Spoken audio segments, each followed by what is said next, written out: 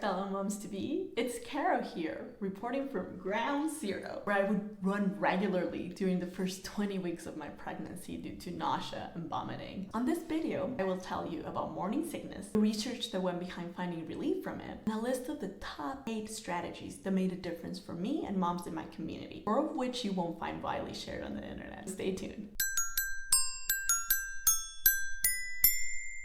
Envisioned my first trimester filled with the joy of watching my bump grow, daydreaming about future moments with baby T, and basking in the glow of this new motherhood experience. But reality had other plans, and that is the case for about 80% of pregnant people. Opening the fridge without gagging became impossible for me, even after my partner cleaned it thoroughly. Taking my prenatal vitamins and keeping them down was a feat with 50% success rate. But the toughest pill to swallow, knowing that I would have to face hours at a time feeling nauseous, and that I will have to run to the toilet to vomit at least once per day. During this time, I became a bit of a detective, hunting down anything and everything that might ease the nausea. So our strategy is share your morning sickness struggles out loud. Pregnancy is supposed to be this beautiful magic of time, but let's be real, feeling like you're on a never-ending roller coaster of nausea is anything but magical. So when people asked how I was doing, I told them the truth. I was struggling, and some days I wasn't sure how I was gonna make it through. Sharing my story opened up a whole new level of connections with others. Friends, family, and even acquaintances share their own stories, or stories of people they knew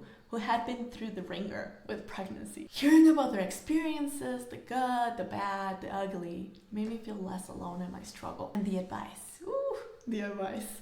Some of it was gold, and some of it didn't maybe make it to this list. But the point is, people were checking up on me, offering tips and remedies, and sometimes just lending a listening ear. Second strategy is acupressure bands. These bands apply gentle but precise pressure in specific points of your wrist to help ease nausea. It's like having a little relief button you can press anytime, anywhere. I was skeptical at first, but there is science behind it. A study from the Scandinavian Journal of Primary Healthcare suggests that this non-invasive method is highly effective in reducing the duration of nausea during pregnancy. So I will wear these bands all the time. For me, it became an essential part of my morning sickness toolkit. But just a heads up, you need to position them just right so that they work effectively. So don't be afraid to adjust them until you find that sweet spot of relief. It's usually here where you see the baby. So the third tip is ice chips.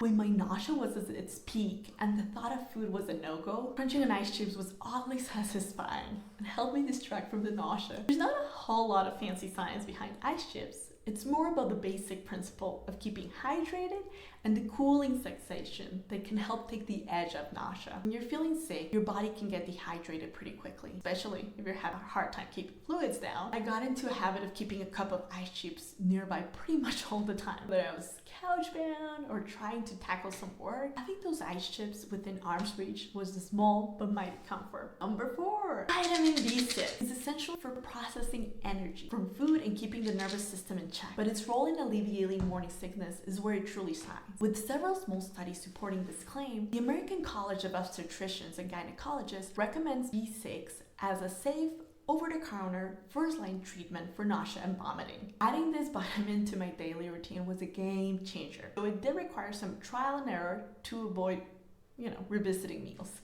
The impact of this vitamin was not immediate. After consistently taking 25 mgs of B6 3 times a day for 2 weeks, my body began to adapt and the bouts of nausea became less intense and less frequent. Number 5, many moms in my community suggested crackers, but I really couldn't tolerate the taste. So I went for fruits. Not only do bananas, apples, and mangoes offer quick energy, but they were also gentle on my stomach and packed with vitamin B6. Also, the scent and taste of fruit, like citrus especially, really help with the nausea. And this is actually backed by a 2014 clinical trial. The great thing about fruits too is that they keep you hydrated, and the fiber helps your GI tract. Number 6, ginger. It's funny how this little root that usually you find in a spice rack became such a big deal in my life. I started with organic ginger tea, and there's actual science backing this up. Researchers have been looking into ginger's effects on nausea for a while now. A 2020 double-blind clinical trial that caught my eye concluded that ginger, vitamin B6, and chamomile are safe and equally effective in reducing nausea and vomiting during pregnancy. This was huge because let's face it, when you're pregnant, you want to be extra careful about what you're putting into your body. So I branched out and tried ginger in other forms too. Organic ginger candies, ginger cookies, and even ginger itself. What I loved the most was how natural it felt. Instead of loading up on all sorts of medication, I was leaning onto something that's been around for centuries, helping people with everything from seasickness to post-surgery nausea. Number 7.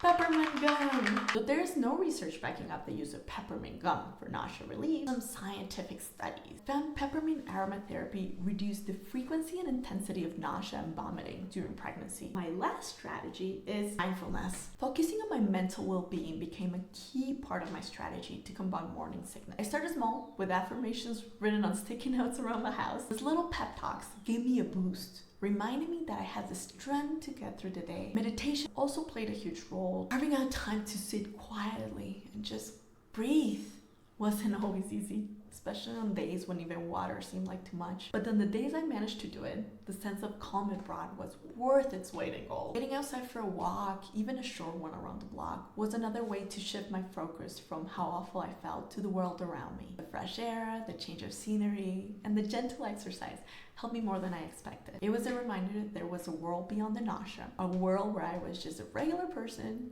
taking a stroll, not just a queasy mom to be. So to all pregnant warriors out there, know that this morning sickness phase, as relentless as it seems, will pass. Every foot nibbled, ginger taken, and ice chip crunch will be a step towards reclaiming a bit of comfort in the midst of your queasiness chaos. The days will come when the thought of your favorite food doesn't send you running, and when you can think about your growing baby with more excitement than dread. Until then, keep leaning onto your community. Experiment with the strategies to find relief.